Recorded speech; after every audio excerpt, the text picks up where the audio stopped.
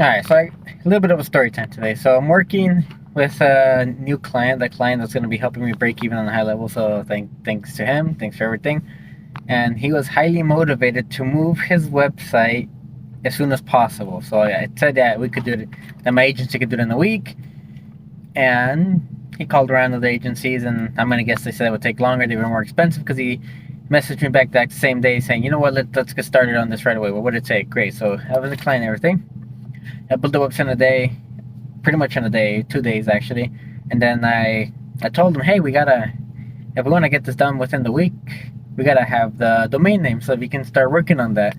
And then I messaged him again saying, so hey, you have the information for the domain login so we can get you live, because we're way ahead of schedule. We're going to get this done in less than a week. And he's like, okay, let me go back to the office. He goes back to the office. He finds he has a bunch of papers, because it's an older gentleman, and he has everything in notes, physical notes that he has saved over the years.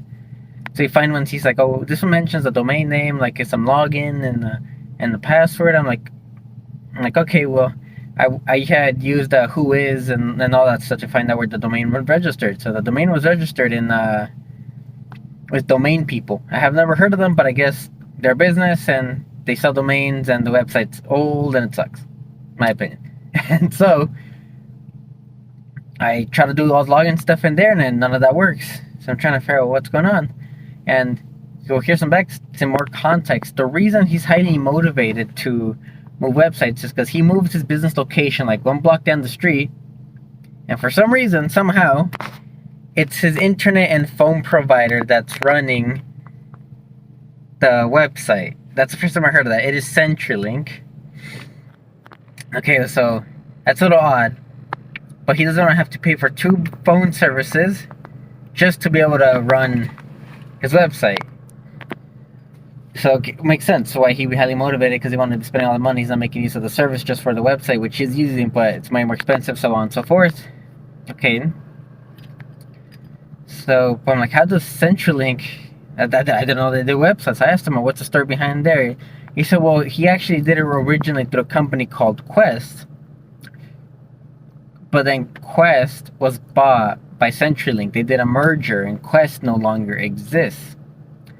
Okay, so in one of those notes, he mentioned sitecontrol.questoffice.net or something is what he says. So I'm like, okay, maybe we can use the login information there. Try using it right there. Website's not secure, which is that's partially sketchy. But the big top banner, it says Hostway. So when I go to this supposedly Quest website, it says Hostway, as if I'm trying to log into Hostway. I'm like, what the hell's Hostway? So, okay, so now I do research Hostway. Okay, the Hostway does domains and website services or something of that kind. Okay, so maybe they got the domain of Hostway. That makes no sense, because their domain is off Domain People. So it turns out Domain People, they don't do this anymore. They deprecated APIs and all that stuff for it.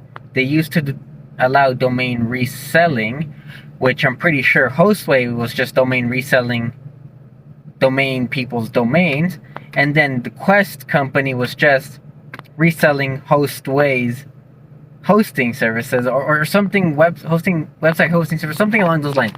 So, and somehow CenturyLink now technically owns all of this as a provider.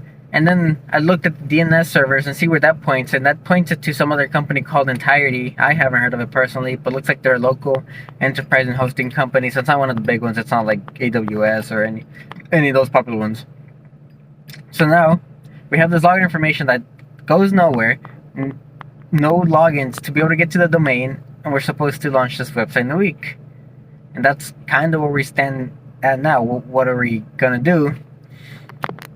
So what I'm going to try to do next is I'm going to see if there's any way that I can redirect from that domain over to the new one, because that might have to be the only option that we have. We're going to redirect, we're going to have to get a new domain, and any traffic redirect it to the new domain, because they still have website editing access.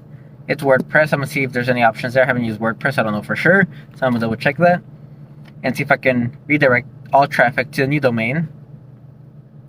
So at least the SEO hit isn't as hard initially, And then we're going to try to rank the other domain naturally. And I don't think it'll be too hard because their current website is very low limit and all that stuff. Very low domain authority. So I think we'll be able to outrank it pretty quickly. But it's just it's just the website that shows up when you search for their business. So that's what we want to do with the redirect.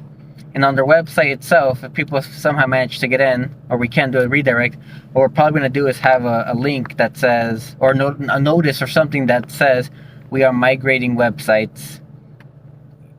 Click on over to our new website. If we can't do a redirect, that might be the final thing that we have to do there. So yeah, thought I'd share a little bit of a story time of what I'm dealing with right now.